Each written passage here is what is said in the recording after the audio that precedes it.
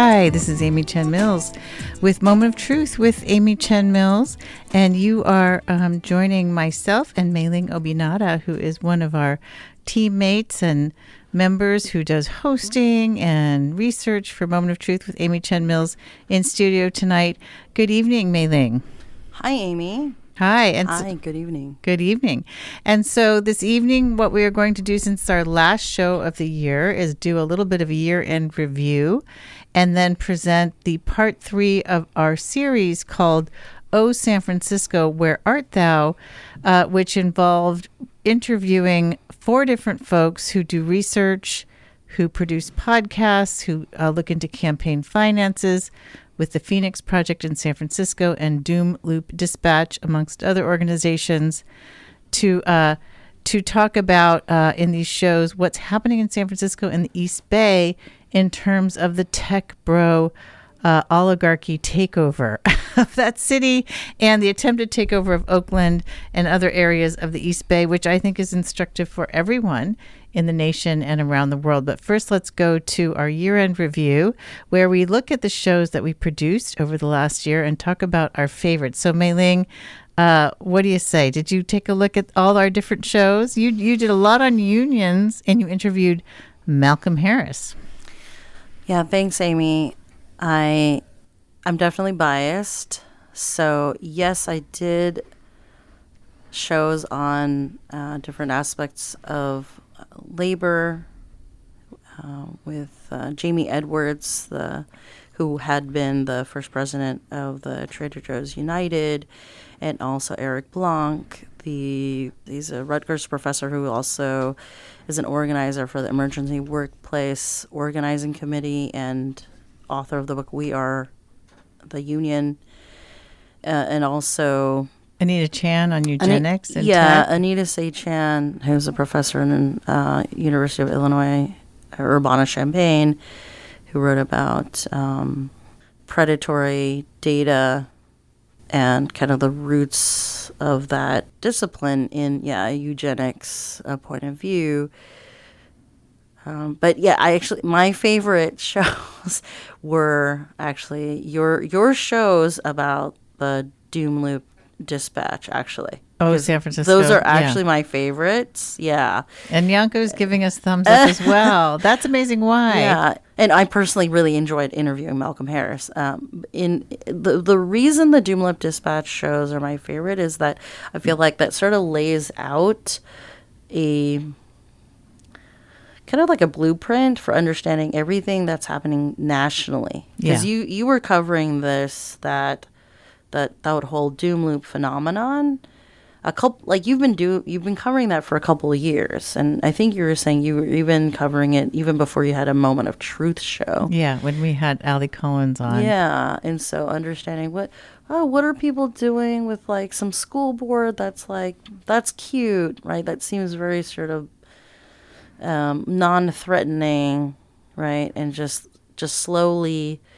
Somebody recently told me there's like this concept of the salami slice. You just keep slicing off a little bit of the salami at a time. Pretty soon you have the entire. The salami is gone. The salami's gone. They've eaten it all. You have a pizza and it's gone. Okay. Yeah. And so I had the great privilege or the pleasure of hearing this show, of course, before listeners are hearing it. So just the through lines in this episode included. The through lines are just really interesting, especially because we're talking about anti-Blackness and how that becomes weaponized in a political context, which I think we probably need to hear a lot more about. Yeah. Okay. I'm going to do my favorites, and then we'll introduce the segment, which was pre-recorded, so you can't call in, but it is our part 3. You can find part 1 and part 2 of Oh, San Francisco on our podcast sites at Moment of Truth with Amy Chen Mills, and you can go back and find, I think we called them J.D. Vance and the Tech Bros of San Francisco because the connections are national.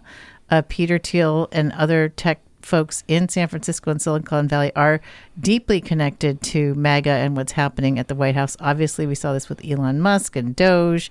We're seeing it with folks like Sam Altman being in the transition team for the mayor, of San Francisco. But let me go to just really quickly my favorite shows. My favorite shows, and this is related to this topic, and is one of my favorite shows was with Daniel Pinchbeck, because Daniel Pinchbeck, who is an author and writes about mysticism and prophecy and mythology and psychedelics, really has been in this world in his own way as someone who gets invited to conferences with Curtis Yarvin, who's like the intellectual leader of the tech bro takeover plan, right? With the idea that we will be ruled by either oligarchs or by, some kind of tech royalty. I don't know what they're thinking.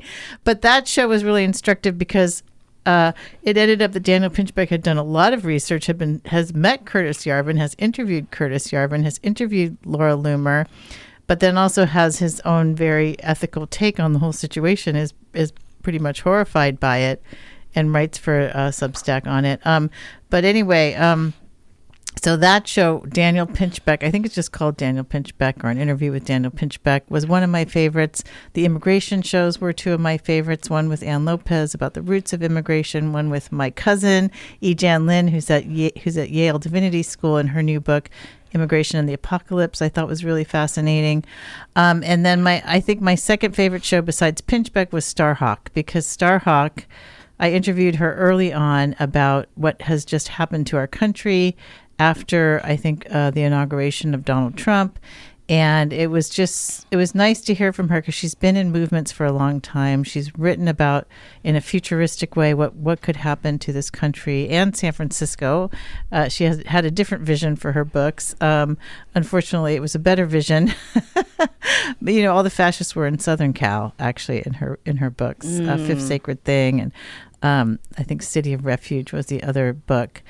Anyway, but she talked about activism, and she talked about how activists are so quick to dismiss each other, refuse to work with each other, or say you shouldn't be working on electoral politics, or you shouldn't be working on activism, or you shouldn't be this, or you shouldn't be that, and really how much that undermines our movements.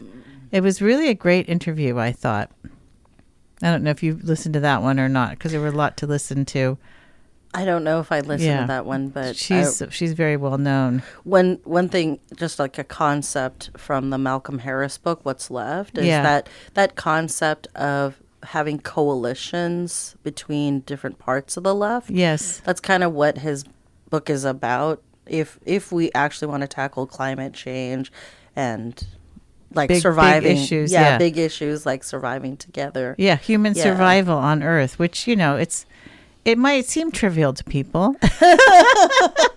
His book was called What's Left, right? Mm-hmm. This was your second interview for Moment of Truth with Malcolm Harris, who wrote Palo Alto, who's a tremendous researcher, and I think pretty much a Marxist. I'm not sure if that's how he would define himself, but also open to all these other forms of work. Is that right, or is that not right?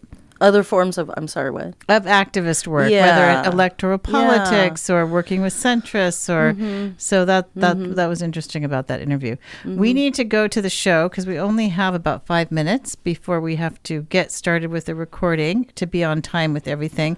Just real quickly, the people that you're going to hear from are Keenchik Winetta on the board of the Phoenix Project, Jeremy Mack, the executive director of the Phoenix Project, which do the electoral research on campaign finance in San Francisco. Kevin L. Jones and D. Scott Miller with the Doom Loop Dispatch. They do that together. There are going to be a bunch of names coming up in this podcast that some of you may not know. But just generally speaking, we wanted to summarize the show and the reason why it's so important. And we've talked about it a little bit already, but to me, it's sort of looking at San Francisco is like looking at what these tech oligarch folks, who now are some of the most powerful people on the planet, what their designs are for the rest of not just the nation, but the world, because they have network state cities in Honduras, and they're planning them like off the coast of Africa, all around the world. And these are their own sort of autonomously governed little nation states. And how would you describe this whole series that we've been doing? I guess I think it's important to document all these phenomenon, right? Because you've been covering this for a long time, and for maybe people in 2025, it's like, oh my goodness, like maybe there's an element of surprise. But if you sort of go back a little ways, there's sort of a structure to their activities, and I feel like the shows you've done reveal those structures and those intentions And the philosophies. and the philosophies. Behind them, yeah. Yeah. So I think that's something. I'll just shamelessly plug community radio. That's not necessarily something you're going to get in corporate media, because the corporate media has to, accept the money of perhaps some of these players. Yeah, and they have not been connecting the dots. The best person connecting the dots is probably Gil Duran on Substack, and these folks that you're going to hear from very soon on this show. We wanted to give you some names that you're going to hear on the podcast in case you get a little bit lost. First up, William Orbendorf, who is a co-founder of LinkedIn, a billionaire in San Francisco, a Republican who became very involved in recalling school board members, progressive school board members, people of color on the school board. It became sort of a national campaign to remove school board members from the San Francisco Board of Trustees. And also Chesa Boudin, they were trying to also recall Chesa Boudin, who was a very progressive district attorney who was elected in San Francisco. So you'll hear these folks talk about how San Francisco is moving in a more progressive direction, like we see in New York right now, and the backlash that happened, because we do have all these incredible amounts of tech money. So you'll hear about William Orbendorf, who actually is Republican, but then they start to pretend like they're Democrats and get very involved in a Democratic, very blue city. And they get involved by funding, like AstroTurf organizations. And that's what William Orbendorf has done in San Francisco. I think there's a little bit of a conversation about public schools shutting down. They're starting to shut down, and how they then can come up for auction eventually to private interests, to private developers. And so that's something that Allie Collins, one of the school board members that we interviewed like 2-3 years ago, was speculating on. Like, she thought, well, it might be about the land that these schools are on. Yeah. And let's see, Christopher Rufo is mentioned. Christopher Rufo is at the Manhattan Institute, was the one who came up with critical race theory as boogeyman for the Republicans. Actually, Donald Trump, I believe, saw Chris Rufo somewhere on CNN or on Fox and picked up that whole thing. And now it's anti-DEI, not just anti-critical race theory. At the Manhattan Institute with Diane Yap, who was very involved in the recall of school board members in San Francisco, who now writes for the Manhattan Institute, is a founding member of the Lowell Foundation, and you may hear about that on this show. It was on past shows about how they were trying to make a school more equitable, the school board was, and Diane Yap was fighting tooth and nail against that. Gary Tan. Do you want to talk about Gary Tan real quick? We have 2 minutes, I think. I think he's the president of Y Combinator. Yes. Mm-hmm. And there's a lot I could say, but I think we'd have to narrow it down. Yeah, Gary Tan is, and Elon Musk actually together with Coinbase, we're donating a lot of money to Empower Oakland. You'll hear about that, trying to take over the Oakland City Council and the mayor's office. Philip Dreyfus, you'll hear about, who is a player in Oakland in the East Bay, who's a hedge fund manager, who's also donated a lot of money to recall Mayor Sheng Tao in Oakland, and the AG Pamela Price. You'll hear about a whole quote-unquote grassroots Black Action Alliance organization set up by the white hedge fund manager, Philip Dreyfus, to run against Barbara Lee, actually to run a black man against Barbara Lee, who we all know is very progressive, a very progressive black woman. David Sachs, who's now the crypto czar for crypto and AO czar for Donald Trump's administration. And then also Harmeet Dillon is mentioned, who is at the Justice Department, laughingly in charge of civil rights. Interesting also, NAACP Oakland, which actually has come out in support of flock mass surveillance cameras. Two comments, 2 sentences about the NAACP in Oakland. what you know about them?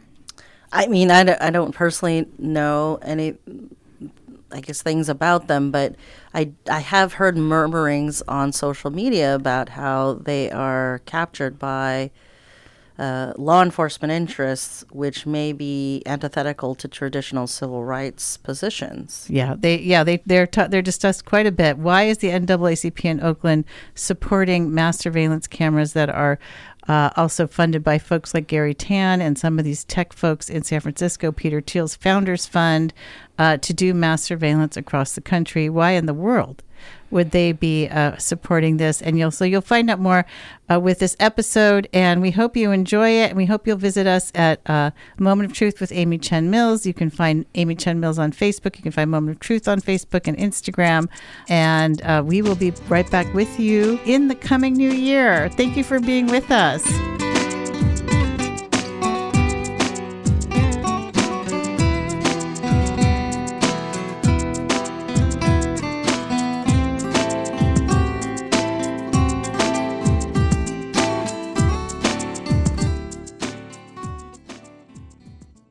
I just want to add something real quick, though, too. William Obendorf has admitted that he agrees with Milton Friedman that he doesn't think all schools should be equal. He doesn't think schooling should be equivalent for everyone, you know? So just something to note with that as well. Yeah. And what's occurring to me, and we'll go to D. Scott, and actually anyone really can jump in. I think it's nice when we can add to each other's points, or to even question if there's some ambiguity. This is a backlash, and this is something that I'm just realizing, like, oh, I didn't realize that there was this progressive push in San Francisco, and then there was a backlash.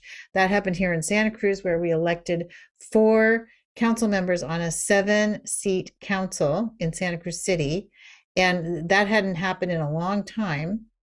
And that was too much for the real estate industry. So they organized Santa Cruz Together, which sounds like one of the AstroTurf groups in San Francisco as well.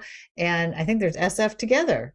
SF Together. Okay, maybe they were modeled after Santa Cruz Together, and they recalled 2 of the council members. And so I guess what I'm wondering is there's a backlash. I'm thinking of New York. I'm thinking of Mom Donnie. I'm thinking, oh my gosh, watch out for what happens next. D. Scott, you've been tracking all of this as well, and you currently live in Oakland. What are you seeing in terms of, I think you were saying in the last show that the tech oligarchy was not successful in Oakland. No, they weren't. They were not successful with their PACs and so forth, all this money flooding in. They still were losing elections. They lost elections in Solano to try to create their own little mini company town. And now they're doing this sort of philanthropic thing where they're, for instance, funding the San Francisco Police Department in San Francisco and setting up a mass surveillance center with the flock cameras, which we all know will be used for mass surveillance by the administration, already has been, and will continue to be. So I guess my question is, what do you see as what to watch out for when you have a progressive movement that has won, and then what's next? Well, I mean, I think that the first thing we have to acknowledge is that small progressive gains are not progressive takeovers, right? So basically, to have Chesa be the DA was just a small progressive gain. The mayor was still moderate. The board was mostly still moderate. The same thing is also true here in Oakland. We had a progressive restorative justice DA in Pamela Price. We had a somewhat progressive but mostly moderate mayor. They both got recalled by these organizations, saying that there was a progressive takeover. But one of the problems is that we only have 2 council members who actually consider themselves progressives. So there was never a time when progressives actually had taken over Oakland. And also the other part of that problem is that this whole thing about that Oakland had defunded the police, which is an absolute lie. The funding for the Oakland Police Department has increased every year, like since 2020. There's never been a time when the Oakland police were defunded. So these are lies that they're actually telling. They're telling lies. A small progressive gain is not the same as a massive right-wing takeover, right? So the massive right-wing takeover, what the excuse they're trying to use is that they've been overwhelmed by progressives. But that's never been the case. The excuse that we have to give the police more money because they've been defunded, that's not true either. That's never happened. And so basically, when the AstroTurf Network actually decided they were going to come to Oakland and try to pull the same kind of influence game that they were playing in San Francisco, what they didn't realize was that Oakland is actually way more informed politically than most cities. And the reason that is because we do have a certain kind of cultural political engagement. I've lived in Oakland for 30 years.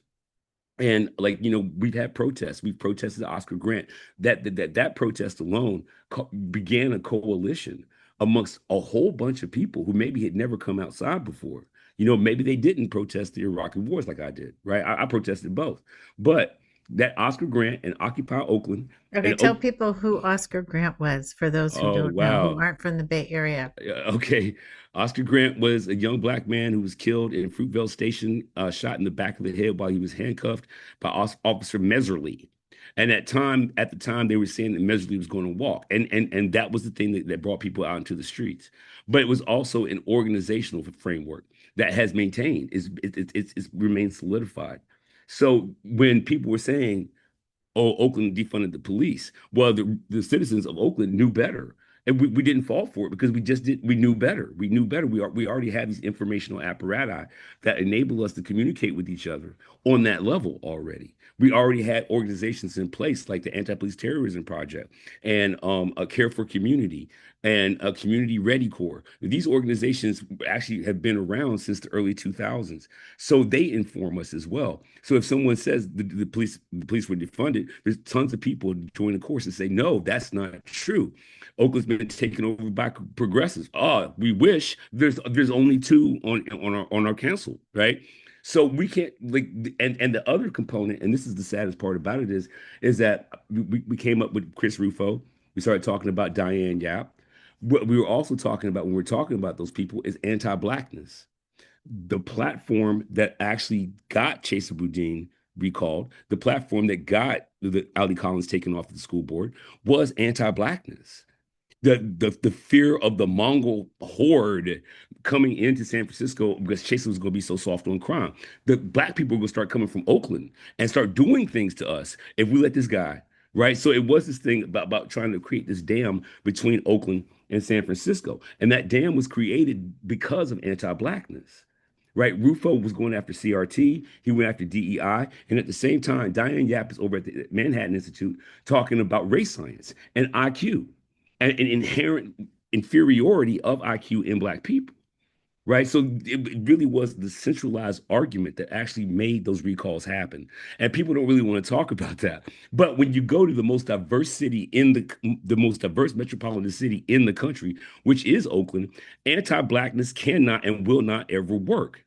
And that was the reason why we were able to push back. Like we just recently pushed back against the flock cameras you were just talking about. Mm-hmm. People came out and said, no, we are not going to be surveilled like that. We are already surveilled too much by the police. And in fact, the reason why the Black Panthers had to be formed in the first place is because we were being overly surveilled.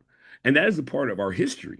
So the whole idea that we are so afraid of each other, right? We are not afraid of each other. We are the most diverse city in the country. So that means we're not afraid of Black people here. So like the way that you make these kind of arguments that have a tendency of working in other places, they just don't work in Oakland. So that's the reason why that election, when we had a group called Empower Oakland, and Empower Oakland was using a whole lot of Black tokens in order to give the illusion that they were with the people.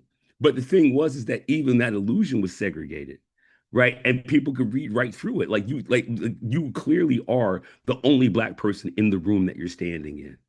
Right. And that was the reason why Lauren Taylor he ran a campaign for the Hills. Who is Lauren Taylor? Lauren Taylor was a candidate for mayor who was actually backed by a tech-backed PAC called Empower Oakland, which was mostly funded by Gary Tan and Coinbase and also Elon Musk. So so the way that Kevin and I have really been like studying Oakland is why does tech have and the network state, why do they have so much interest in Oakland? And I think that Jeremy had hit the nail right on the head. It's actually here, it's mostly about land. It's mostly about the fact that they think, just like they're doing in Honduras, like I said, they think they can go into black and brown communities and strong arm their way onto people's land. And if they can't buy it, they'll do it legislatively. And D, you got to talk about the fake black organization they invented for the Oh campaign, my for the Lauren God. Taylor campaign. Oh my God. The Black Action Alliance. Wait, was Lauren Taylor a black person? Yes. Okay. Yeah, see now, and that's the thing that people don't seem to understand, right? Like the way this apparatus is built. Okay, I'll get to what Kevin's talking about in a minute. But almost all the people in the network state do believe in race science. Curtis Yarvin believes in it. Elon Musk believes in it. Peter Thiel believes in it, and they really do think that black people are intellectually inferior. They legitimately believe that, right? But they can sell that to white moderates, right? Because whether they want to embrace it or not, a lot of white moderates feel the same way, whether they want to say it out loud or not. Mm. But when you try to sell that to the people that you're actually saying are low IQ, do you really think those people are so low IQ as that they'll agree with you? And that's the issue that these guys have been having when it comes to dealing with us over here in Oakland. And that is moderate and conservative alike. You have to have an extremely extreme position and be in an extremely segregated situation to accept the arguments that the network state are putting forth in Oakland, California. There's absolutely you have to know absolutely no black people, or you have to know absolutely no people of color, or you have to know just three or four. That's impossible over in this side of the bridge. It's impossible. And so that the divisionary tactics that they were using and were successfully using in San Francisco have meant nothing but dispatchment. So basically, what they did was they tried What, to start. nothing but what? Dispatchment? Yeah, they got dispatched. They got rid of. Oh, okay, They gotcha. got Okay. tossed. But so what they tried to do was is they tried to start an organization called the Black Action Alliance during of Lauren Taylor's run, because Lauren Taylor was actually a network state backed politician, and one of those situations where he was the only guy in the room he was standing in, only black guy who's in the room he's standing in. Mm-hmm. So they started an organization called the Black Action Alliance, and it popped up out of nowhere right in the first debate between Lauren Taylor and Barbara Lee, and then people started looking it up, and it was founded by a white guy named Philip Dreyfus, who actually is the guy who backed the recalls. The guy who started the organization is the guy that paid the bulk of the amount for the recalls of Pamela Price and Mayor Shing-Tao. Like it was definitely him. And people looked it up, and we were like, wait a minute, you mean this organization that nobody's ever heard of before is actually founded by a white guy who actually did the recalls? Yeah, Oh yeah, my that gosh. happened. And so, but the thing is, it's like people don't want to take that into account. Like what they consider the greatest deficit of Oakland's political power is actually our greatest strength. And that is we are absolutely resistant to anti-black rhetoric. We're resistant to it. We are immune to anti-black rhetoric. And what's really funny is that this is true for the whole country. Like I'm deviating a little bit, but what's really funny to me is everybody's talking about how Twitter influenced all these minds, and the people just started voting for Trump. They were all so influenced. And my question is, how come that didn't happen for black people? Black people, like black women voted 92% against Trump. Black men voted 86% against Trump. Yeah. So exactly how is it that black people are immune to all of this so-called propaganda? Well, because almost all of it is anti-black. Yeah. And then because it's anti-black, we're absolutely immune to the propaganda. Well, and there was this weird talking point after 2024, after the election, where black men didn't vote for Harris. I'm like, really? Because every statistic I saw was about 80% of black men voted for Harris. Where did that come from? It was 86%. It wasn't 80%. It was 86. 86, it's almost 90. It's almost 90%. But that's what I'm saying. That lie was not for black people. That lie is actually an anti-black lie Right. for white people. Right. Right. And so that is the push. And so what we're doing in Oakland, and Kevin has done a great couple of TikToks about this, but in truth, Oakland is winning against the network state. But they keep trying to do different things. Like I said, it was 1 minute it's the flock cameras. The next minute, Gary Tan is backing an organization that's supposed to be doing street cleanups and street sweeps. And they were called the Urban Compassion Project, but they were connected to they were connected to the tech bros, and they were connected In Oakland. in Oakland. Gary Tan's in San Francisco, isn't he? Yes, that's what I'm saying. Yeah, and he claims to be a Democrat, and yet he's on stage often with the network state. He doesn't claim to be a Democrat. He used to, I think. Well, no, he still claims to be a Democrat, but they all do. They all claim to be Democrats, but then they're promoting these very far right, Yeah. like yeah, like oligarchical, authoritarian Yeah, I don't care what you ideas. say. I don't care what you say. I care what you do. Right, And what these guys all do are right-wing pushes. I don't care what you say. I care what you do. right. You back land developers. You back the police. Yeah, Like David Sachs hosted Donald Trump in San Francisco right before the election, and then yeah. he turns around and becomes the crypto czar. Harmeet Dillon, an attorney with a firm in San Francisco, ends up being our civil rights attorney for the Justice Department. Like all of these people have been lying to us this long before they could go mask off and say, "Okay, no, we were just kidding." Like that's essentially Now what that happened. we've won, Yeah, now we've we're won. taking over. Watch out. We're Yeah. MAGA now. Get ready. Yeah. Yeah. Let me just say to everyone out there in listener land in the Santa Cruz, Monterey Bay Area, and the California Central Coast, you are listening to Moment of Truth with Amy Chen Mills at 90.7, 89.7, 89.5 FM. One station, many voices, KSQD and KSQT in Prunedale. And we are talking with Kevin Jones, D. Scott Miller, Keen Chukwunetta, all of whom have been doing a lot of research and reporting on the tech oligarchy takeover of the San Francisco Bay Area. I mean, I don't even know what's happening in San Jose. I know they're getting sued for the flock cameras, and I want to go. And Oakland's being sued actually for the CHP, as I understand it, flock cameras. I'm a little confused about what's happening there because they have them, and then they also are voting not to have them, which is confusing to me. And then the NAACP came out with a statement, from my understanding, supporting the flock cameras. Someone needs to explain this to me. Yeah. Okay, Keen, go for it. We haven't heard from you for a little while.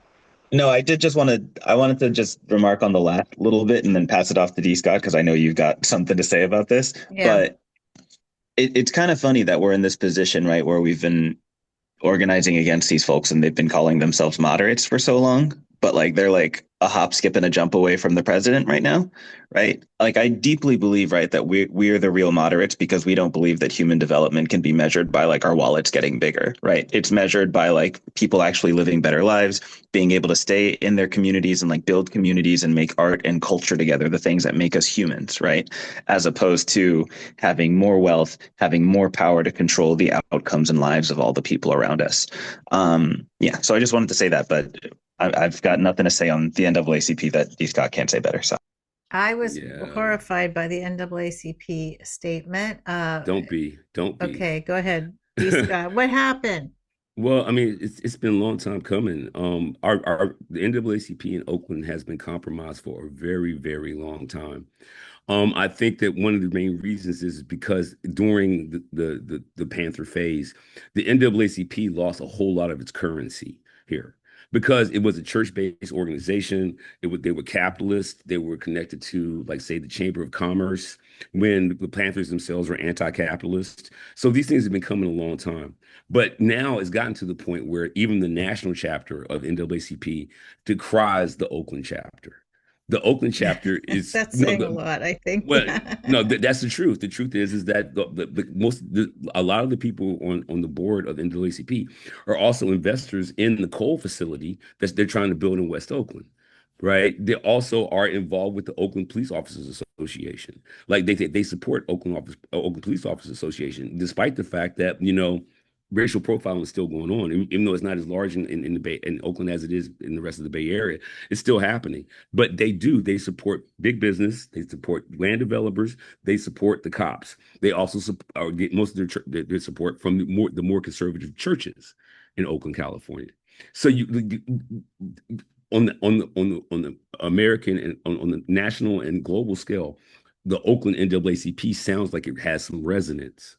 But if you actually lived in Oakland, you would know nobody listens to the Oakland NAACP.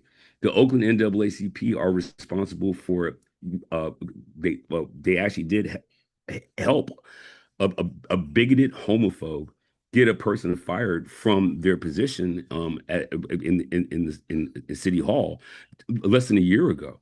They actually they had a press conference, and even before they had the press conference, members of that press conference were actually talking to people in City Hall, urging them to fire this person on the basis of a rumor made by a homophobic bigot because the person is gay. So they actually did go and support him being terminated for that. And Wow. then when he was terminated, they had a press conference kind of celebrating it. When when we had a thing where we had an In-N-Out burger on Hagenberger Road. It's next to the airport.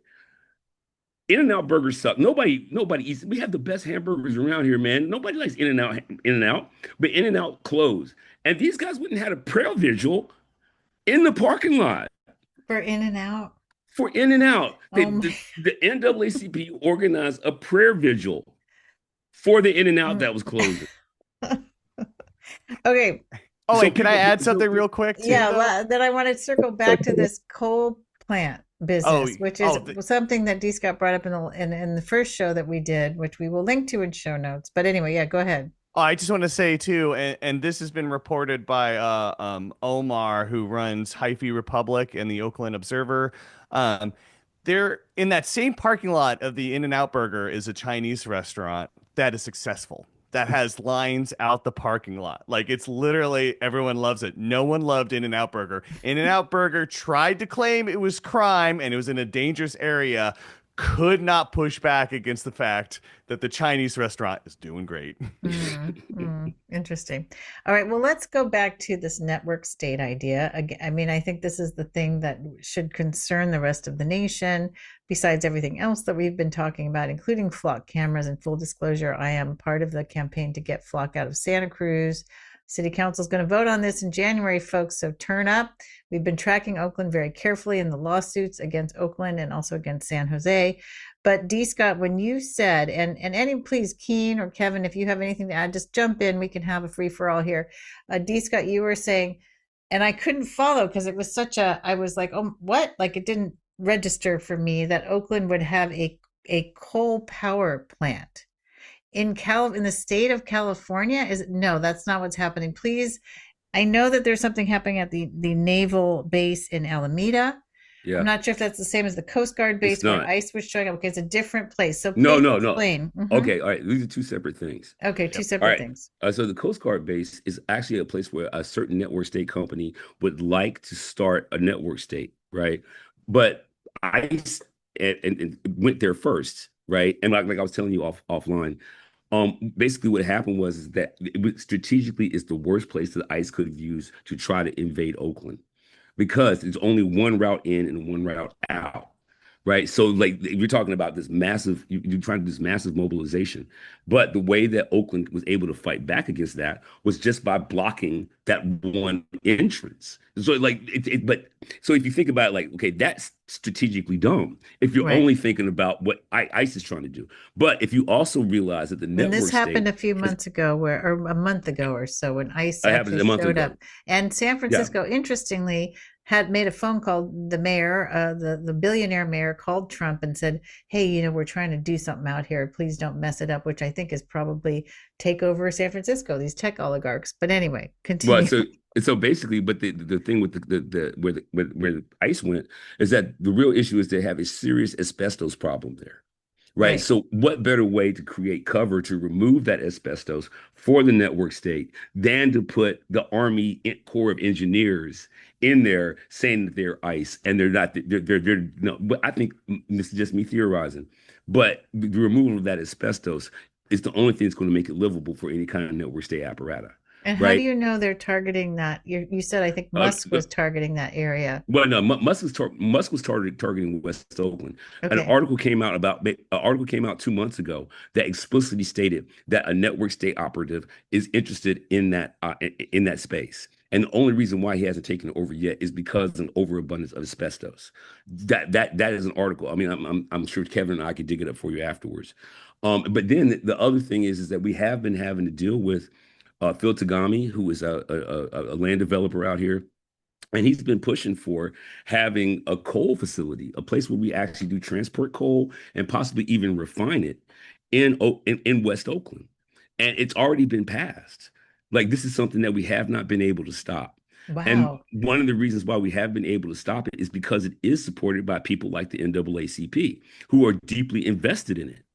And so on the NAACP, on the NAACP's board, is a guy who actually runs a survey system, a survey service. His name is McConnell. And what he did was he had a survey where he surveyed like maybe 5 people, and it said the majority of Black people in West Oakland want this facility. And so no, this legitimately happened. 3 out of 5, and we interviewed 5. Yeah, exactly. That's exactly what he did. And so that is happening. But the thing that was most concerning is because if Elon Musk had interest in, and I sincerely think he did, I sincerely think he had interest in turning West Oakland to what he's trying to turn into in Memphis. Why did he choose particularly predominantly Black communities in order to try to build these data centers? Why was he interested in the same place of an energy center in the same place where they're trying to build another energy center, dual energy centers in West Oakland? Why? Well, because that's the network state. They need the energy. They needed to. They needed to. But why in predominantly Black communities? That may be naive, but why? That is very naive. Yeah, because he doesn't care. And But look at the same thing with the SpaceX facility in Texas. That was a mainly Latino. Because of population, we don't care about their respiratory health. We don't care about their in fact, they don't have maybe the funds to fight back in the way that like a wealthy neighborhood, a wealthy white neighborhood. There you go. You can take it even deeper and say you can throw in Stephen Miller's concept of depopulation. Like they want to depopulate this country. The one of the main depopulate people of color. Yes. Like yes, by any means necessary. Any means necessary. Yeah, I just was writing about that. Yeah, I think that's pretty clear. Scary clip of his dad going around right now where I don't know if you've seen it, but it's Elon Musk's father basically being asked about great replacement. And he's like, yeah, it'd be a terrible thing if white people were no longer the majority in the United States. And the interviewer is like baffled that anybody would say that publicly in an interview. So he asks him again and he doubles down on it. So, I mean, I don't have to be nice with my words with Elon Musk. He's a grandson of apartheid and he's still in that system. So yeah. South Africa, Germany. Peter Thiel's, I believe, grandfather or father came from Germany. David Sachs. Wondering, David Sachs. He's also South Africa. So it's like none of this ever went away. It's just reared its ugly head again, and it was just waiting for the right timing and the right person to help make that happen, and the right amounts of money, I suppose. And that is, I mean, I literally was just writing this today. Everything makes sense if you understand that white people do not want to be in the minority in this country, at least these particular white people, and they will do anything of any nature, of any vile, cruel, horrific nature to stop that. And that is what we are seeing. And then if you look at it that way, everything makes sense, right? Besides you can add in patriarchy and but masculinity. Yeah. No, Musk using Doge to gut USAID is going to kill 400 million people by 2030 in South Africa, in Africa, and in the global South. 400 million. Wow. Yeah, people will starve to death. It has been predicted like about somewhere around 400 million people will starve to death in famine. And that is that's a part of the network state depopulation program. Well, and the weird thing about this, okay, here's a question. First of all, I do want to lay out a framework for folks. If you understand Oakland and the East Bay, so the oil refineries of this area are not in San Francisco, which has become, I believe, more of a gentrified, predominantly white, as far as I know. I could be wrong about that. A city now, but they are in the East Bay. They're in Richmond. They are in near Solano. They're on the other side of the bay. Martinez. And Martinez. Yeah. And so why not also have a coal plant or a coal processing facility or whatever the heck they're thinking about, which is insane given the current climate crisis. And we have no carbon budget left. We are overshot by multiple factors, by many factors of exponential factors, right, in terms of what we can afford to put into the atmosphere. And now they're talking about building a coal plant. I mean, here's the thing. You would think that even like labor would be of interest in terms of people of color. It always has been, right, for people who are racist and capitalists. They're saying, that slavery, institutionalized labor within prisons, and slave labor in prisons and very cheap migrant labor. It doesn't seem like they care about that anymore. They don't even want the labor part. Is that, I mean, that's a question that I have. No, Just that I don't think that's true. I think that it's multi-pronged. Yeah. I think that like when we were dealing with the recalls, all of a sudden black youth were criminalized by our big three news channels in a way that Yes. I had never seen before in my life. Like I said, I've Yes. been here for 30 years.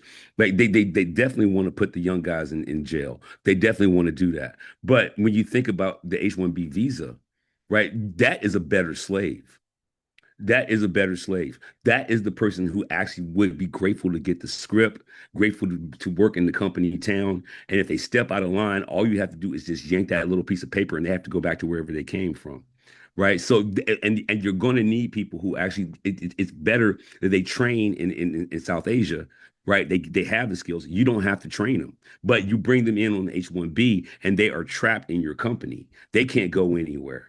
Right. So the people who are going to be building the data centers are going to be prison labor of the black youth and black and brown youth in these lower income communities. But the workers inside the factories themselves are going to be H-1Bs who are actually better slaves. Hmm. It's like Right. okay. it's a sex trafficking model, you know? You basically get them to do what you want to do by holding their visa. Yeah, it's human trafficking. Yeah, so this place, this network state idea that D. Scott, you're saying they're thinking of a building. You think they're thinking of building in the Coast Guard site. Okay, Yep. where I guess, are there still federal agents there besides the Coast Guard? Is there a Coast Guard there, or is it abandoned? No, no, it's No, closed. it's closed because of the asbestos.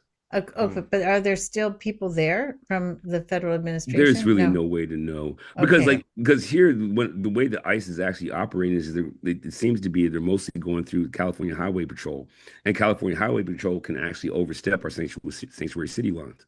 So basically, if California Highway Patrol catches you on the highway, that's their domain. They can pull you off in Oakland. I've actually seen this happen. They can pull you off in Oakland and disappear you, but they made the arrest or the apprehension on the highway. Now, California sanctuary, we have more strict sanctuary city laws than even California has. So that's what they're doing. Like, so there's no way to know. There's no way to know like where they're coming from or where they're going. We have no idea. But we do know that CHP is already involved, so they don't really need to come the way they did in LA. Like Okay, so CHP is helping. So okay.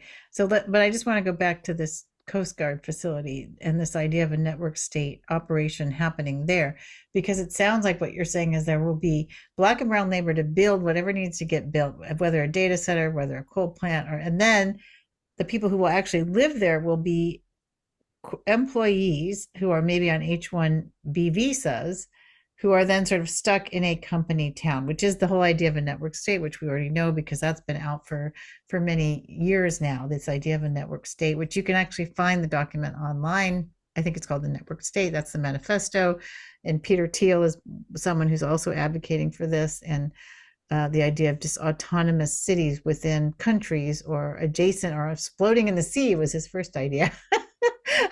So, is that the idea then you think might be happening? well, I mean, I think that like you brought up Solano, in Honduras is a place called Prospera. It's also failed. They just because like let's be honest, Palantir is actually the name of something from Dungeons and Dragons from Lord of the Lord of the Rings. Rings. Right, you wrote that. You like, So basically, they have this fantasy, this kind of science fiction fantasy about the way that the people are going to respond. And the thing that I find really interesting about that is that if you have no understanding of human nature, there is no way you can program AI to respond to what you think, how you think humans will respond. You're not connected to human nature enough to be able to make these kind of determinations. Right. Each one of these guys thinks they're experts because they're really good at programming. That's really what it comes down Or to. making money, yeah. Yeah, that's it. So I mean, like you're really not all that smart.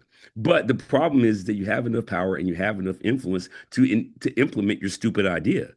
And that's what we So wait, just to go back though, so you think this is what they might be trying to do with this yeah, Coast Guard base? Yes. What I said was maybe even bring in employees and have housing there for them, Yeah. not like housing for the tech executives where they're going to probably stay in Woodside and Pacific Heights, but Right. they're not going to.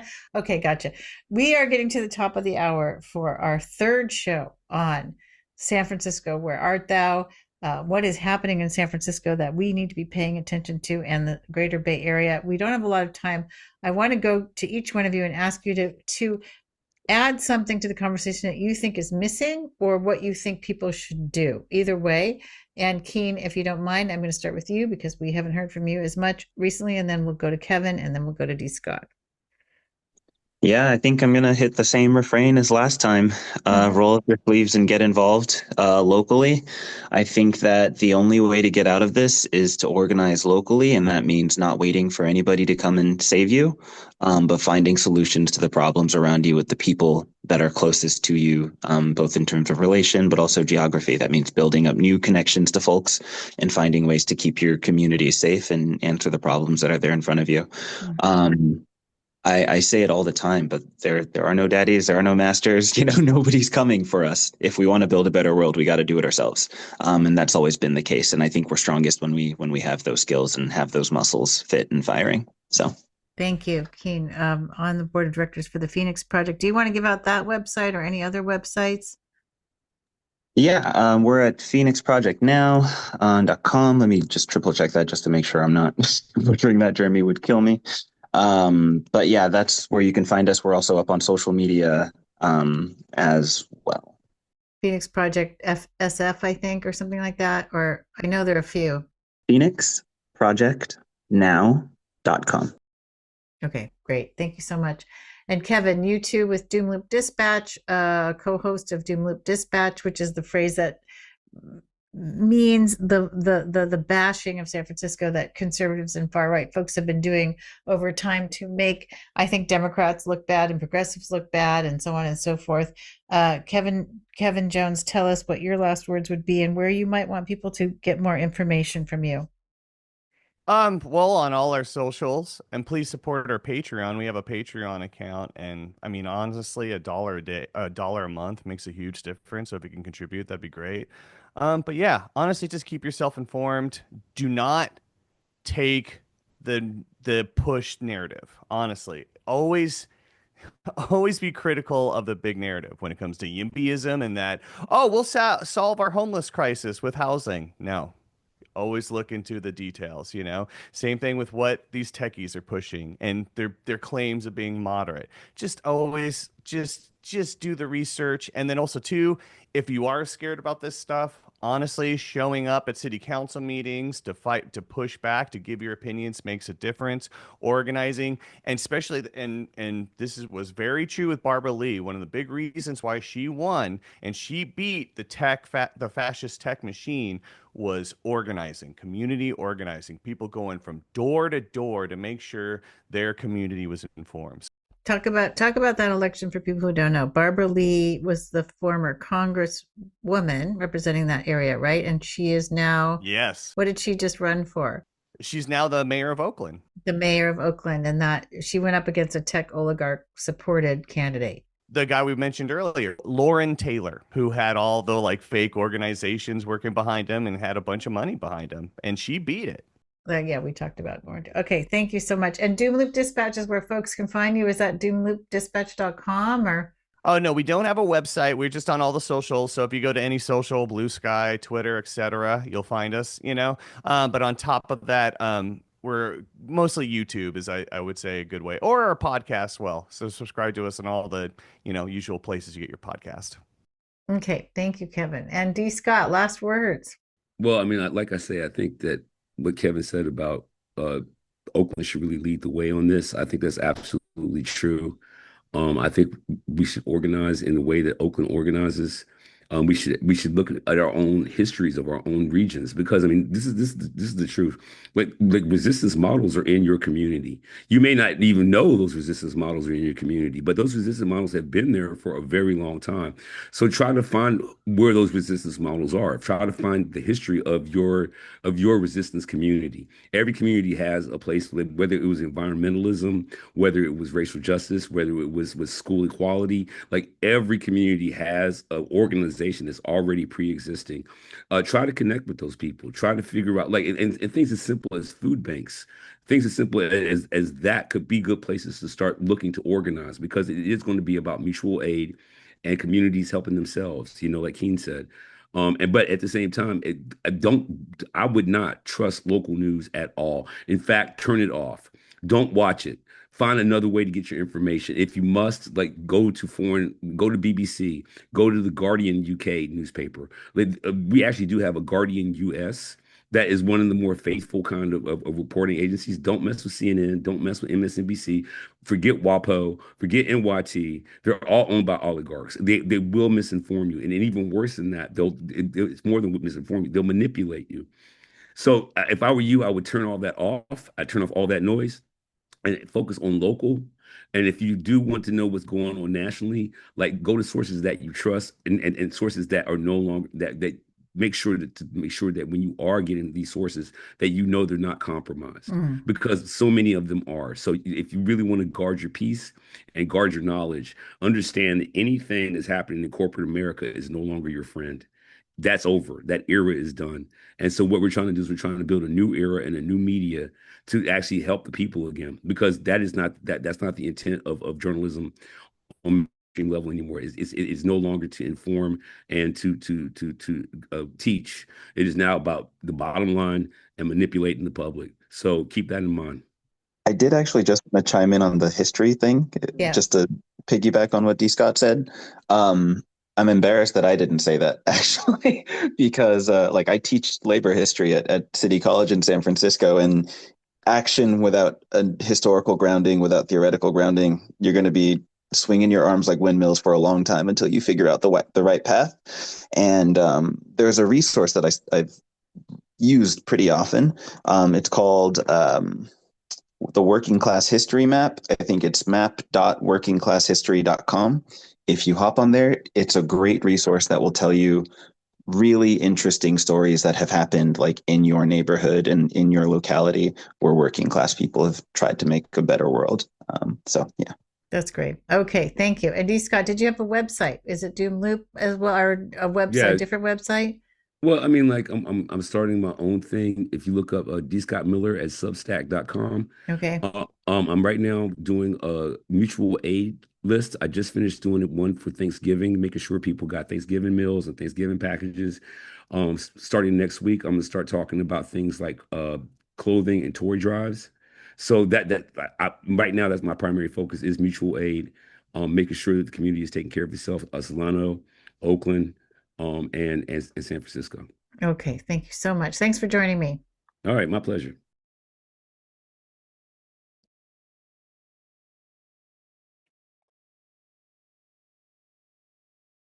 That was our conversation with some of the podcasters, researchers, activists, and journalists who have been covering the tech bro takeover of the San Francisco Bay Area, the city itself, the area around it, just over the bay. If you cross the bridges from San Francisco to Oakland, that is the East Bay. And we've been talking about that. And I think it's a very important subject for the whole nation to be thinking about, for New York to be thinking about, as they try to understand the backlash to progressive policies that happened here in San Francisco in the Trump era. And also want to say happy holidays to everyone. Happy Kwanzaa, happy Hanukkah, happy Merry Christmas, or whatever you celebrate.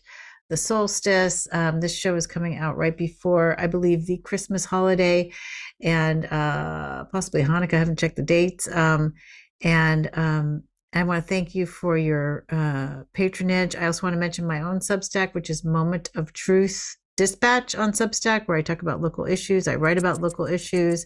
You can also find me at Amy Chen Mills on Facebook and on Instagram. And you can find Moment of Truth on Instagram and Facebook as well. So join us at all those locations.